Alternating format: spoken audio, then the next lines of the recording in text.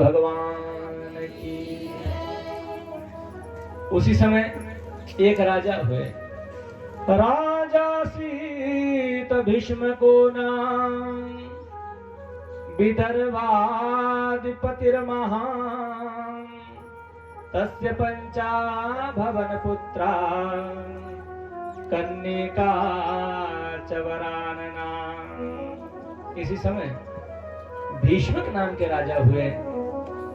कुंडनपुर क्षेत्र, जिसे आज नागपुर और महाराष्ट्र के नाम से जाना जाता है, यहीं पर राजा भीष्मक नाम के राजा हुए। और इन राजा के 5 पुत्र हुए, रुक्मी, रुक्मरथ, रुक्ममाली, रुक्मकेशी और रुक्म बाहु। बोलिए सच्चिदानंद भगवान की। 5 पुत्र हुए। अभी घर में बेटी एक भी नहीं हुई, इसलिए भीष्मक राजा ने भगवान सूर्य की उपासना की और भगवान सूर्य की उपासना करते हुए भगवान सूर्य को प्रसन्न किया और भगवान सूर्य से वरदान मांगा, हे प्रभु मेरे घर में एक बेटी पैदा हो जाए। जितना घर में बेटे का होना आवश्यक है, उतना ही आवश्यक है घर में बेटी का होना। इसलिए भीष्मक राजा ने भगवान सूर्य से वरदान मांगा, महाराज मेरे घर में जो है एक बेटी पैदा हो जाए। और भगवान सूर्य की कृपा से भीष्मक जो राजा हैं, इनके घर में एक बेटी पैदा हुई और इस बेटी का नाम रुक्मणी रखा गया। बोलिए सच्चिदानंद भगवान की। और पिता के घर में रुक्मणी धीरे धीरे बढ़ने लगी और धीरे धीरे युवावस्था को होने को आई, जवान होने को आई। तो भगवान कृष्ण ने इधर जैसे युवती होने को आई, राजा भीष्मक ने अपनी बेटी का स्वयंवर रखा और उस स्वयंवर में ये शर्त रखी, रुक्मणी जिसके गले में भी माला डालेगी वही रुक्मणी का पति होगा। बोलिए सच्चिदानंद भगवान की। आपसे भी एक निवेदन कर दूं, आप लोग जो सुहागी वस्त्र जो भी लाए हैं अभी अपने पास रहने दें, और जब आशीर्वाद के लिए आए तब आप लोग अर्पित कर सकते हैं। नहीं तो बीच में खड़े होंगे, व्यवधान पैदा होगा, कथा में आनंद नहीं आएगा। बोलिए सच्चिदानंद भगवान की। भीष्मक नाम के राजा, रुक्मणी जवान हुई, स्वयंवर की रचना रखी और उस स्वयंवर में ये शर्त रखी है कि रुक्मणी जिसके गले में भी माला डालेगी रुक्मणी का पति हो जाएगा। इसका भाई जो बड़ा भाई है रुक्मी, उसने शिशुपाल को वचन दे दिया और शिशुपाल से कहा कि मेरी बहन यदि वर्ण करेगी तो स्वयंवर में मात्र तुम्हारा ही वर्ण करेगी। और रुक्मी ने अपनी पत्नी से ये बात कही कि तुम रुक्मणी से कहना कि मैंने शिशुपाल को वचन दिया है, यदि तू स्वयंवर में किसी का वर्ण करेगी तो मात्र शिशुपाल का ही वर्ण करना होगा। रुक्मणी ने कहा, भाभी भैया ने मुझसे तो पूछा नहीं, मैं शिशुपाल का वर्ण करना नहीं चाहती हूँ, मैं कृष्ण का वर्ण करना चाहती हूँ। मैं मन ही मन कृष्ण को अपना पति मान चुकी हूँ। रुक्मी की जो पत्नी है, एक काम हो सकता है, तुम ऐसा करिए, एक पत्र लिखिए और उस पत्र को लिख करके पुरोहित जी के पास दीजिए और पुरोहित जी को सीधा द्वारिका भेज दीजिए। मां रुक्मणी ने पत्र लिखा और इस पत्र में 7 श्लोक लिखे हैं और रुक्मणी ने पत्र अपने पुरोहित को देते हुए कहा, कृष्ण को देकर के आइए। और जैसे पुरोहित जी द्वारिका गए, भगवान कृष्ण को पत्र दे दिया। बोलिए सच्चिदानंद भगवान की। और ध्यान देना, ये हमारे प्राचीन भारत का नियम था, ये हमारे प्राचीन भारत की प्रथा थी कि विवाह की व्यवस्था पुरोहित जी ही करते थे। यजमान की बेटी जवान हो गई तो पुरोहित जी को चिंता होती थी, मेरे यजमान की बेटी जवान हो गई, उसका विवाह करना है। और यजमान का बेटा जवान हो गया तो विवाह की चिंता पुरोहित को होती थी। अब भगवान की बड़ी कृपा, पुरोहित जी ने छुट्टी दे दी। पहले पहले विवाह की व्यवस्था पुरोहित करते थे, अब विवाह की व्यवस्था कौन करता है? मोबाइल। अगर गलत नंबर दब गया तो धीरे धीरे रिश्ता पक्का। बोलिए सच्चिदानंद भगवान की। हाँ, अब तो बस शाम हुई, सब सो गए और इधर नॉन स्टॉप सेवा शुरू। भगवान की बड़ी कृपा, पुरोहित जी को छुट्टी मिल गई और पुरोहित जी गए पत्र लेकर के और भगवान कृष्ण को पत्र दिया। भगवान कृष्ण ने पत्र खोल करके देखा, 7 श्लोक लिखे हैं और उसमें लिखा है, प्रभु मैंने आपको देखा नहीं, आपके विषय में सुना जरूर है। और ध्यान देना, नवदा भक्ति में सबसे पहली भक्ति है श्रवणम, सुनना सबसे पहली भक्ति है। और ध्यान देना, जिसने सुनना सीख लिया, समझो नवदा भक्ति में सबसे पहली भक्ति उसको प्राप्त हो गई। बोलिए सच्चिदानंद भगवान की। और रुक्मणी ने लिखा है, प्रभु मैंने आपको देखा नहीं, आपके विषय में सुना जरूर है। और हे प्रभु आइए मेरा हरण कर लीजिए। और आप सोच रहे होंगे, भाई जब मैं तेरा हरण करने के लिए आऊंगा तो तेरे संबंधियों को मारना होगा, उनके साथ युद्ध करना होगा। प्रभु ऐसा नहीं है, हमारे कुल की मर्यादा है और हमारे कुल में जिस बेटी का भी विवाह होता है, सबसे पहले वो बेटी मां कात्यायनी के मंदिर में पूजा करने के लिए जाती है। और हे प्रभु जब मैं कात्यायनी के मंदिर जाऊं पूजा करने के लिए, आप वहीं आना और वहीं से मेरा हरण कर लेना। बोलिए कृष्ण कन्हैया लाल की। पत्र दिया, पुरोहित जी ने कहा तो मैं चलूं? भगवान कृष्ण कहते हैं, साथ चलते मैं भी चलता हूं। और जैसे ही भगवान कृष्ण महल से बाहर निकले थे, सामने से बलराम जी का दर्शन हुआ। भगवान कृष्ण कहते हो गया विवाह यहीं पे, क्योंकि छोटे बड़े की तो कदर होती थी, इज्जत होती थी। अब जैसे ही बलराम जी को देखा, बलराम ने कहा, कृष्ण क्या बात भैया, कहाँ जा रहे हो जल्दी जल्दी में? भगवान कृष्ण कहते हैं, भैया अब जा तो रहा हूं, निमंत्रण आया है कुंडनपुर से। भगवान कृष्ण से बलराम जी कहते हैं, कोई बात नहीं, साथ चलते हैं। सेना तैयार की और रथ सजाया। कृष्ण और बलराम पुरोहित जी को लेकर के कुंडनपुर में प्रवेश किया। और कुंडनपुर में जाकर के पुरोहित जी को रथ से उतारते हुए कहा, रुक्मणी से कहना कृष्ण आ गया है। अब पुरोहित जी गए, मां रुक्मणी को सूचना मिल गई, कन्हैया आए हैं, कृष्ण लौट आ गए हैं। अब इधर रुक्मी ने और शिशुपाल ने बहुत सुंदर व्यवस्था बना रखी है, हजारों सैनिक लगा रखे हैं, क्योंकि मालूम है कृष्ण आकर के रुक्मणी का हरण कर सकता है, इसलिए हजारों सैनिक लगा रखे हैं, हजारों सखियां लगा रखी हैं, पूरा पहरा डाल रखा है, कहीं रुक्मणी का हरण न कर ले कृष्ण आकर के, इसलिए हजारों सैनिक लगा रखे हैं। मां रुक्मणी कात्यायनी के मंदिर गई पूजा करने के लिए। और इधर भगवान कृष्ण भी धीरे धीरे मंदिर की ओर जैसे जाने लगे, सैनिकों ने अपना धनुष बाण उठाया, एकदम बाण मारने के लिए तैयार हुए। और जैसे सैनिकों ने अपना धनुष बाण उठाया, इधर कन्हैया एकदम खिल खिल खिल खिल करके हंसना शुरू कर दिया। कन्हैया हंसे, हजारों सैनिक फंसे। आहा, रूप देखो कितना सुंदर है, ना गोरा ना काला ना पीला, नीला नीला। अरे पीताम्बरी देखो कितनी सुंदर है, अरे मोर पंख तो देखो कितना बढ़िया है, अरे मुरली तो देखो कितनी सुंदर है, अरे पादुकाएं तो देखो कितनी बढ़िया है। बाण चलाना भूल गए, सब दर्शन कर रहे हैं कन्हैया के। और तब तक श्रीमान जी चलते चलते मंदिर में प्रवेश भी कर गए। मां रुक्मणी का हाथ पकड़ लिया, रुक्मणी को लेकर के आ रहे हैं। आहा, चाल देखो कितनी सुंदर है। तब तक श्रीमान जी रथ में भी चढ़ गए। अरे रथ देखो कितना सुंदर है, अरे घोड़े देखो कितने बढ़िया है, अरे रथ की ध्वजा तो देखो कितनी सुंदर है। सब दर्शन कर रहे हैं, तब तक रथ तो निकल भी गया। दूसरा बोला वो तो ठीक है, रुक्मणी कहाँ है? एक बोला मेरे को क्या मालूम रुक्मणी कहाँ है। एक बोला मैंने देख तो लिया था, पर मैंने सोचा जोड़ी बड़ी सुंदर है, इसलिए बीच में बोला ही नहीं। बोलिए सच्चिदानंद भगवान की। रुक्मी को जैसे इस बात का पता चला, कृष्ण ने हरण किया है रुक्मणी का, आज प्रतिज्ञा करते हुए कहा रुक्मी कहता है, यदि मैंने कृष्ण को परास्त नहीं किया, यदि मैं कृष्ण को हरा करके नहीं आया, तो दोबारा कुंडनपुर में पैर भी नहीं रखूंगा। प्रतिज्ञा कर दी, संकल्प कर दिया। आगे आगे कृष्ण और रुक्मणी का रथ दौड़ रहा है, पीछे पीछे रुक्मी का रथ भाग रहा है।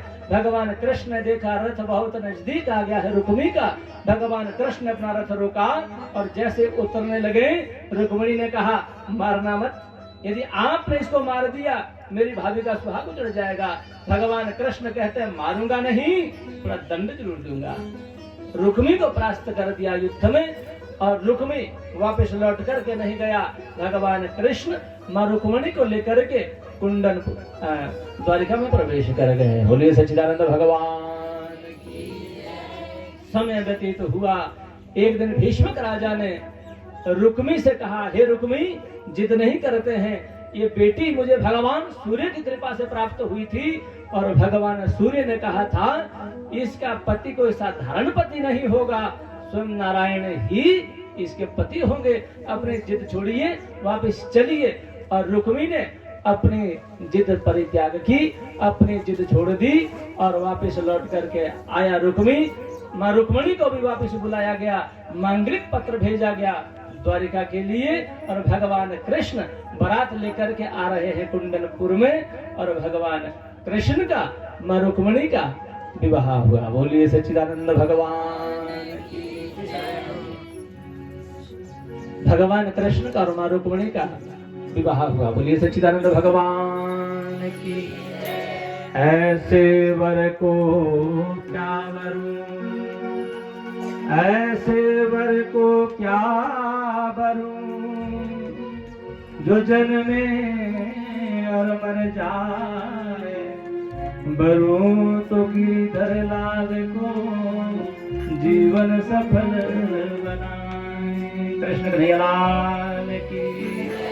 संसार का पति धोखा दे सकता है, और यदि उस कृष्ण को, उस भगवान को, उस ईश्वर को अपना पति बनाओगे, कभी धोखा भी नहीं मिलेगा। बोलिए कृष्ण कन्हैया लाल की।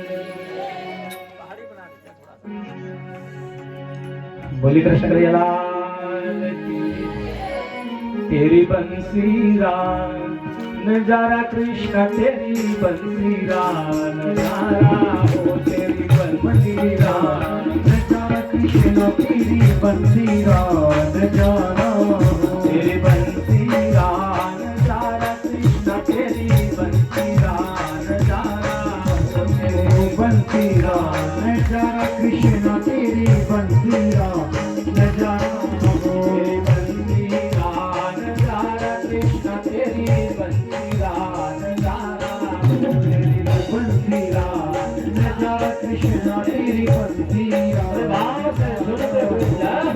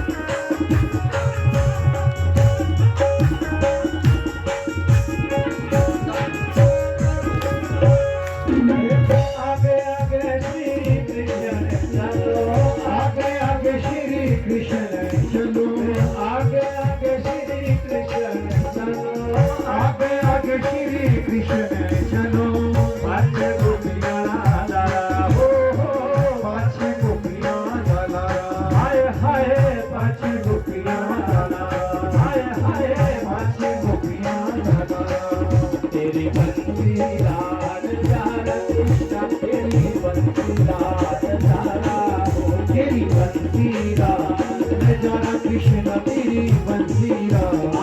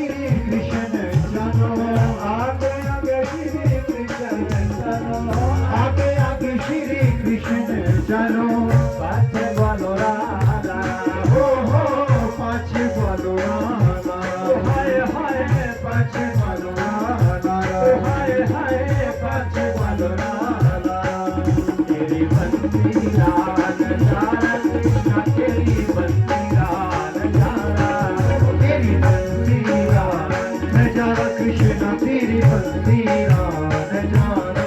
भाव से जय हो।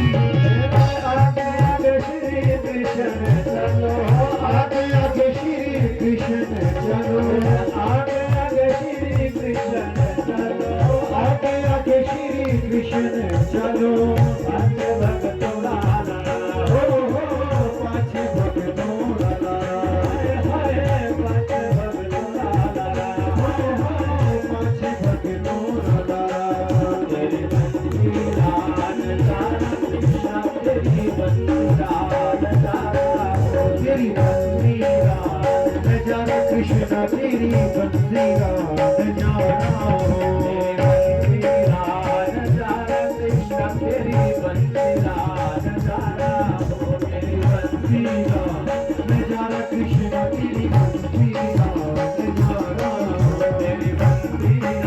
न जाना।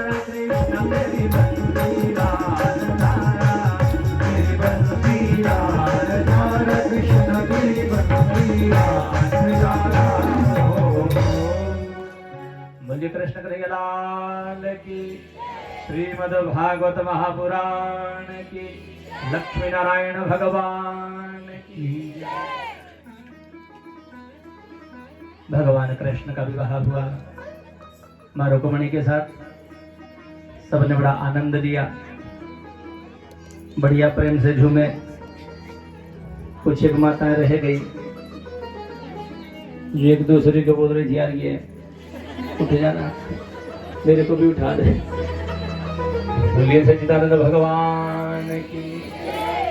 माता तो रह गई आर्य और प्यारिये के चक्कर में, और भाई लोग इसलिए नहीं नाचे, नाचने वाली चीज थी नहीं।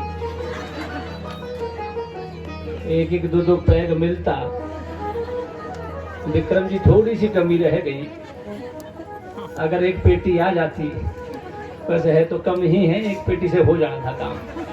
तब देखते अब कैसा नृत्य होता है। बोलिए सच्चिदानंद भगवान की। भगवान कृष्ण का विवाह हुआ मां रुक्मिणी के साथ, और रुक्मिणी के यहाँ विवाह करके भगवान कृष्ण लौट करके गए। और समय आने पर इन्हीं मां रुक्मिणी के गर्भ से एक बालक ने जन्म लिया, जिसका नाम है प्रद्युम्न। प्रकृष्टः द्युम्नः प्रकाश स प्रद्युम्नः। जो अपने प्रकाश से सबको प्रकाशित करता है, प्रद्युम्न कहलाता है। धीरे धीरे भगवान कृष्ण के यहाँ पुत्र पैदा हुआ है।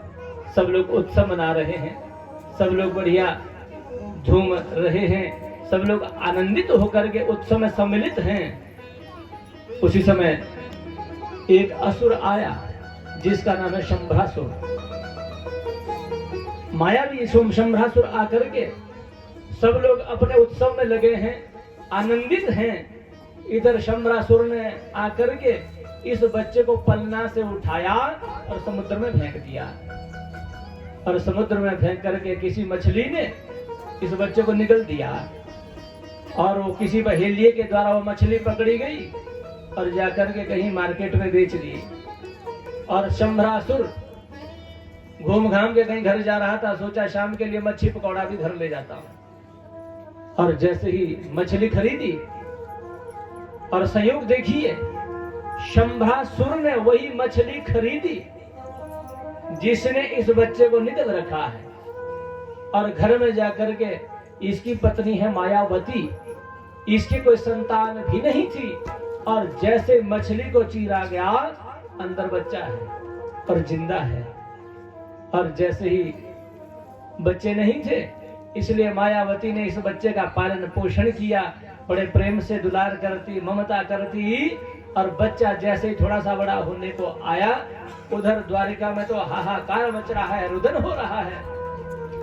और शंभरासुर के यहाँ जैसे बच्चा थोड़ा सा बड़ा होने को आया, नारद जी ने सूचना दी, हे मायावती, जिसको तू अपना बेटा समझ रही है ना, जिसको तू अपना बच्चा समझ रही है, तेरा बेटा नहीं है, ये तेरा पति होगा। बोलिए सच्चिदानंद भगवान की। ये जो प्रद्युम्न है, ये कामदेव का अवतार है। जब भगवान शंकर ने कामदेव को जब भस्म कर दिया, तो कामदेव की पत्नी है रति, इसने भगवान शंकर से कहा, हे प्रभु, मेरे पतिदेव को आपने भस्म कर दिया, पुनः पति से कैसे मिलन होगा? तो भगवान शंकर ने कहा, देवी, तुम छाया रूप से शंभरासुर के घर चली जाओ, वहीं पर तुम्हें ये पुत्र जो है कृष्ण के घर में पुत्र रूप में प्रकट होगा, शंभरासुर के घर में पति रूप में तुम्हें प्राप्त होगा। समय आया, शंभरासुर का उद्धार किया और प्रद्युम्न रति को लेकर के वापस लौट करके आ गया। बोले सच्चिदानंद भगवान की। इसी प्रद्युम्न का बेटा हुआ अनिरुद्ध, जिसका विवाह बानासुर की बेटी उषा के साथ हुआ। ये भी बहुत विस्तार से कथा बताई है। इधर परीक्षित ने प्रश्न किया, गुरुदेव, मैंने तो सुना है भगवान कृष्ण के 16,108 विवाह हुए, अभी तो हमने सिर्फ एक ही विवाह की कथा श्रवण की है। भगवान कृष्ण का दूसरा विवाह किसके साथ हुआ, ये जानना चाहता हूँ। तो सुखदेव कहते हैं, परीक्षित, भगवान कृष्ण की दूसरी पत्नी का नाम है जाम्बवती। भगवान कृष्ण द्वारिका के राजा हुआ करते और द्वारिका में रहते हुए यहीं पर एक भगवान सूर्य का भक्त रहता है जिसका नाम है सत्राजित। ये भगवान सूर्य का अनन्य भक्त रहा। इसने भगवान सूर्य की बहुत उपासना की और भगवान सूर्य को प्रसन्न किया। और भगवान सूर्य ने प्रसन्न होकर के इसको एक मणि दे दी। और इस मणि को लेकर के जब सत्राजित जब चलता है तो सूर्य की तरह प्रकाशमान होता है, इसलिए। और ये मणि रोज सोना प्रदान करती है, इसलिए सत्राजित के घर में धीरे धीरे सोना बढ़ना आरंभ हो गया। एक दिन भगवान कृष्ण ने कहा, सत्राजित, यदि ये मणि तेरे पास पड़ी रहेगी, तेरे जीवन में कोई संकट आ सकता है। ऐसा करते हैं, इस मणि को खजाने में डालते हैं, मणि की सुरक्षा भी हो जाएगी। इससे जो सोना पैदा होता है, जो नित्य प्रति सोना प्रदान करती है, उसका हम प्रजा के पालन पोषण के लिए सदुपयोग कर सकते हैं। सत्राजित ने कहा, ये मणि भगवान सूर्य ने मुझे दे रखी है, ये मणि मैं किसी को नहीं दे सकता हूँ। भगवान कृष्ण ने दोबारा मणि मांगी भी नहीं। एक दिन सत्राजित का दूसरा भाई है प्रसेनजित, एक दिन इसी मणि को लेकर के कहीं वन में चला गया शिकार खेलने के लिए। और शिकार खेलते खेलते किसी शेर ने इसको मार दिया। प्रसेनजित लौट करके नहीं आया। और इधर सत्राजित ने सोचा, मेरे भाई को किसी और ने नहीं, कृष्ण ने मारा होगा, क्योंकि कृष्ण जो है उस मणि को लेना चाहता था। वो मणि मैंने कृष्ण को नहीं दी, इसलिए मुझे ऐसा लगता है मेरे भाई को किसी और ने नहीं कृष्ण ने ही मार दिया है। बोलिए सच्चिदानंद भगवान की। और ये बात किससे कही?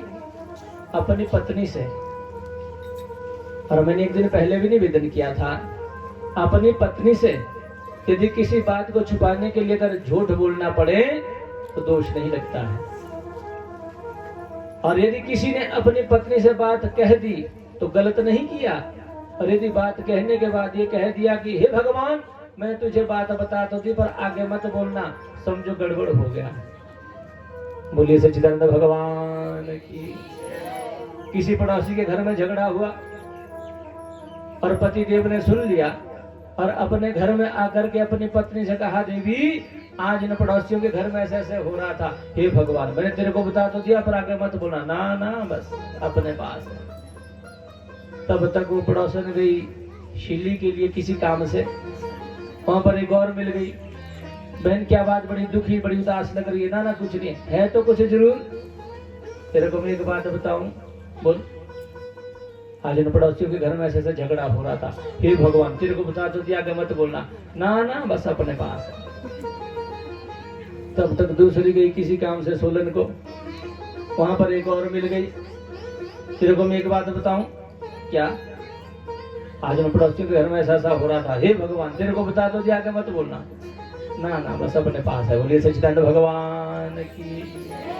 ये निःशुल्क सेवा है और इतनी तेज गति से भागती है ये सेवा, इनके सामने डाकतार विभाग क्या करे। बोले कृष्ण कन्हैया लाल की। हाँ, इसका भी कारण कहा है, माताएं किसी बात को अपने अंदर ज्यादा देर तक नहीं छुपा सकती है। जब कौरव और पांडवों का जब युद्ध हुआ, सभी कौरव मारे गए, पांडवों ने विजय प्राप्त की और युधिष्ठिर सबके लिए पिंडदान कर रहे हैं। युधिष्ठिर सबके लिए पिंडदान कर रहे थे और जब सबके लिए पिंडदान हो गया, अंत में मां कुंती ने कहा, हे युधिष्ठिर तुम्हें एक पिंड कर्ण के नाम से भी करना चाहिए। मां, कर्ण मेरी जाति का नहीं, कर्ण मेरी बरादरी का नहीं, कर्ण मेरे गोत्र का नहीं, उसके लिए मैं पिंडदान क्यों करूं? आज मां कुंती ने सच्ची बात कहते हुए कहा, युधिष्ठिर कर्ण तो तेरा बड़ा भाई था और कुमारी अवस्था में पैदा होने की वजह से मैंने उसके पेटी में बंद करवा करके प्रवाहित कर दिया था। इतना सुनना था। युधिष्ठिर की आंखें भी सजल हो गई और युधिष्ठिर कहता है, मां जब भी मैं कर्ण भैया के पैरों की तरफ देखता था तो मुझे ऐसा लगता था जैसे मां कुंती के ही पैर हैं। इतना बड़ा सत्य छिपाया है मां। यदि तुमने ये बात मुझे पहले बताई होती, मैं कर्ण भैया को बिल्कुल भी नहीं मरने देता, सेवा करता, और तुमने बहुत अनर्थ किया है। और युधिष्ठिर कहते हैं, मां शाप देता हूं, आज के बाद कोई भी भारतीय मां अपने अंदर किसी भी बात को ज्यादा देर तक नहीं छुपा पाएगी। युधिष्ठिर का शाप है माताओं को, इसलिए किसी भी बात को अपने अंदर ज्यादा देर तक नहीं छुपा सकती हैं। सत्यजित ने अपनी पत्नी से कहा, देवी मुझे ऐसा लगता है मेरे भाई को किसी और ने नहीं, कृष्ण ने ही मारा है। और बात फैलते फैलते कृष्ण तक पहुंच गई। भगवान कृष्ण कहते हैं, मैंने तो मारा नहीं, पर मुझ पर झूठा इल्जाम लगाया जा रहा है। भगवान कृष्ण अपने कुछ मंत्रियों को लेकर के प्रसेनजित की खोज करते करते वन में चले गए और वन में जाकर के प्रसेनजित देखा तो मरा पड़ा है। और जहां पर प्रसेनजित मरा हुआ है वहां पर शेर के पंजों के निशान हैं। और जिधर को वो शेर के पंजों के निशान गए, भगवान कृष्ण मंत्रियों को लेकर के उधर ढूंढते ढूंढते जा रहे हैं। आगे जाकर के देखा तो आगे शेर भी मरा हुआ है और जहां पर शेर मरा हुआ है वहां पर रीछ के पंजों के निशान हैं। और जिधर को रीछ के पंजों के निशान गए, भगवान कृष्ण उधर उधर खोजते हुए जा रहे हैं। आगे देखा यही रीछ के पंजों के निशान किसी गुफा में प्रवेश कर गए। भगवान कृष्ण अपने मंत्रियों से कहा, तुम यहीं खड़े रहिए, मैं अंदर जाकर के देखता हूँ, शायद कहीं मणि मिल जाए। और जैसे भगवान कृष्ण ने गुफा में प्रवेश किया, इसी गुफा में अंदर रहता है जाम्बवंत। और जैसे भगवान कृष्ण को आते हुए देखा, एकदम क्रोध में भर करके भगवान कृष्ण के साथ युद्ध करना आरंभ कर दिया। और भगवान कृष्ण का और जाम्बवंत का युद्ध होते होते 27 दिन व्यतीत हो गया।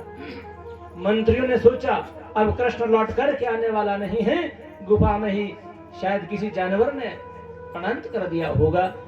मंत्री लौट करके आए और इधर भगवान कृष्ण का और जाम्बवंत का युद्ध होते होते आज 28वां दिन चल रहा था। और 28वें दिन में जाम्बवंत हारने को आया, नस नस ढीली हो गई, परास्त होने को आया।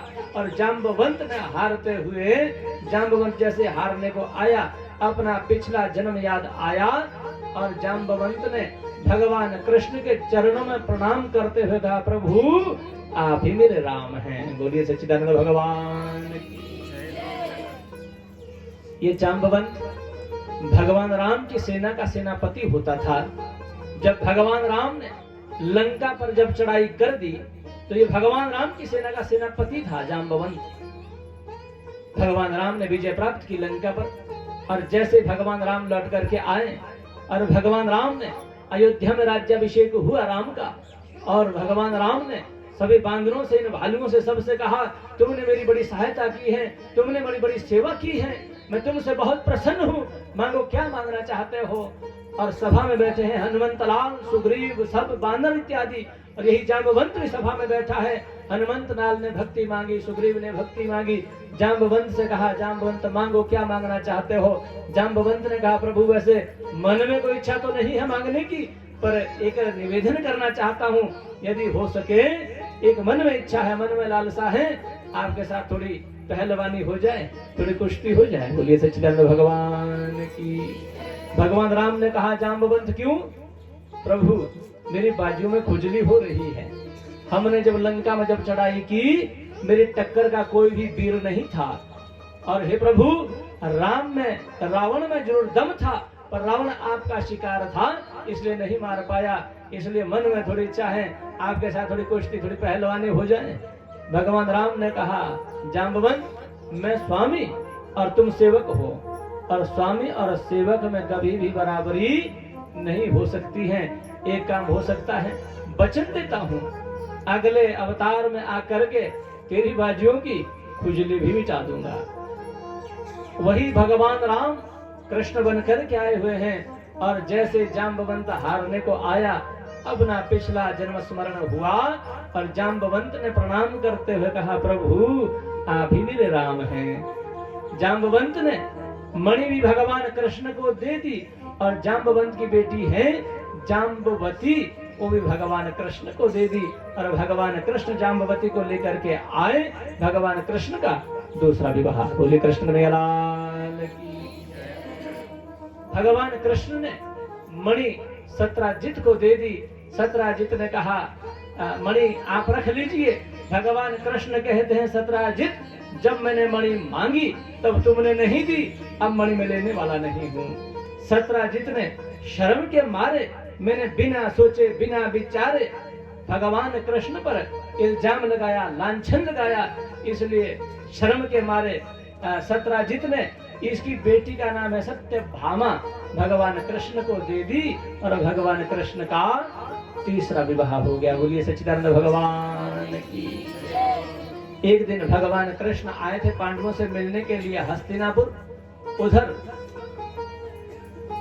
अक्रूर ने शतधनवा के द्वारा सत्राजित को मरवा दिया। और जैसे सत्राजित मारा गया तो सत्राजित के मरने का समाचार जैसे सत्यभामा को मिला, सत्यभामा ने रोती रोती हस्तिनापुर पहुंची। भगवान कृष्ण लौट करके आए, शतधनवा के साथ युद्ध हुआ, मणि नहीं मिली। शतधनवा के मरने के बाद अक्रूर जी से कहा, हे अक्रूर, मणि आपके खजाने में पड़ी हुई है, मणि आपके पास है, और कहा एक बार दर्शन करना चाहता हूँ। और इस प्रकार से मणि जो है भगवान कृष्ण के पास आ गई। बोलिए सच्चिदानंद भगवान की। इसे कहते हैं सिमंतक मणि की कथा।